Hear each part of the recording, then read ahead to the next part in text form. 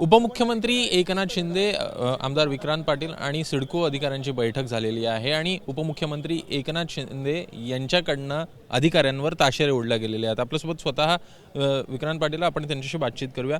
नेमकं काय झालं बैठकीमध्ये? घरांच्या किमती ह्या मोठ्या प्रमाणात आपल्याला पाहायला मिळतात सिडकोच्या, त्या संदर्भात नेमक्या काय सूचना दिल्यात?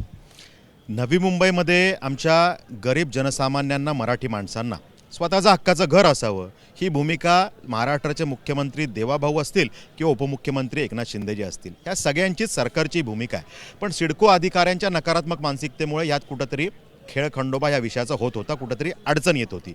आज या बैठकीमध्ये सकारात्मक या विषयाला दिशा मिळाली आणि सिडकोचेच निर्णय, सिडको अधिकाऱ्यांचेच बोर्ड रिझोल्यूशन, सिडकोचेच सगळे झालेल्या सूचना, त्यांचे सगळे निर्णय हे त्या ठिकाणी बैठकीत मी दाखवले आणि ते बघितल्यानंतर सिडको अधिकारी जे वारंवार चुकीचे सांगत होते त्यांचे डोळे या निमित्तानं कुठेतरी उघडले आणि या किमती कुठेतरी चुकांमुळे वाढल्यात की काय असा त्या ठिकाणी विषय तयार झाला। आणि या विषयामध्ये उपमुख्यमंत्री महोदयांनी, जे नगरविकास मंत्रीसुद्धा आहेत, त्यांनी सिडकोला सांगितलं की असं कसं काय होऊ शकतं? जर का एक आमदार एवढं वर्किंग करतो या घरांच्या किमतीच्या बाबतीमध्ये, घरांच्या किमती कशा कमी होऊ शकतात हा जर का आमदार दाखवून देतो, तर तुम्ही त्याच्यामध्ये अधिकारी म्हणून लक्ष घातलं पाहिजे। आणि त्यामुळे त्याच्यामध्ये कडक शब्दात त्यांना सांगितलेलं आहे की या घरांच्या किमतीवरती आपण पुन्हा एकदा EWS आणि LIG वरती काम करा, किमती कशा कमी होऊ शकतात ह्यात कामकाज करून पुन्हा तात्काळ माझ्याकडे या स्पष्ट सूचना या निमित्ताने दिल्या आहेत।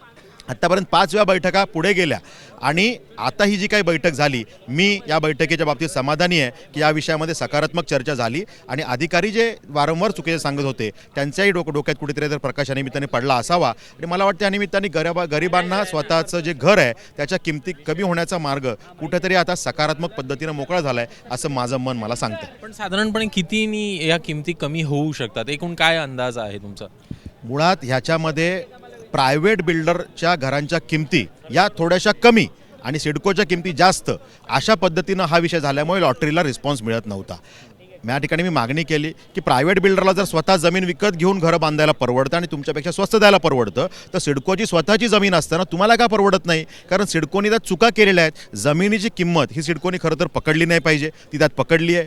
केंद्र सरकारला त्यांनी प्रधानमंत्री आवास योजनेच्या प्रोजेक्ट रिपोर्टमध्ये सांगितलं आहे की ह्या किमती ज्या आहेत त्या आम्ही 20 लाख ते 30 लाखाच्या मध्ये ठेवू, वाढल्या तर त्या आम्ही बेअर करू, आम्ही सहन करू। त्याच्यामध्ये स्वतःच्याच पैशावरती व्याज लावण्याचं काम, बांधकाम काळात जो व्याज लागतं ते लावण्याचं काम स्वतःच्याच पैशावरती हे सिडकोनी केलेलं आहे। अशा सगळ्या विषयामुळे ह्या किमती फुगलेल्या आहेत। त्यामुळे मी या ठिकाणी मागणी केलेली आहे या किमती 30% ते 50%च्या मध्ये कमी व्हाव्यात। याच्यामध्ये उपमुख्यमंत्री महोदयांनी निर्देश दिलेत की यामध्ये पुन्हा एकदा काम करून तुम्ही सगळं वर्किंग करून पुन्हा या। मला आशा वाटते की नागरिकांना आनंद होईल, इतक्या पद्धतीने ह्या किमती कमी होऊ शकतील। शेवटचा प्रश्न, पण यामध्ये जर का पाहायचं तर काही जणांनी आता सध्याला घरं घेतलेली आहेत या लॉटरीच्या अगोदर, त्यांच्याही किमती कमी होतील? घरं जरी लॉटरी झाली आहे, घरं जरी घेतली असली तरी त्यांनी आता सुरुवातीचे पैसे भरलेत, त्यांना पुढचे इन्स्टॉलमेंट भरायचेच आहेत। त्यामुळे जो निर्णय होईल तो ज्यांना पैसे भरायचे त्या सगळ्यांना लागू असेल।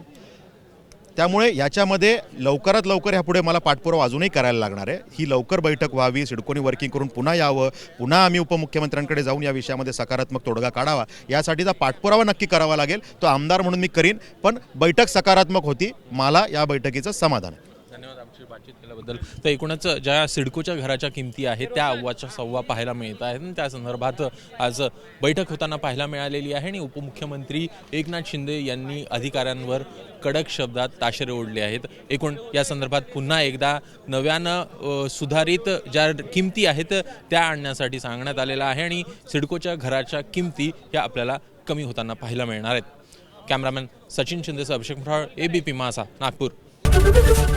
ABP माझा, उघडा डोळे बघा नीट।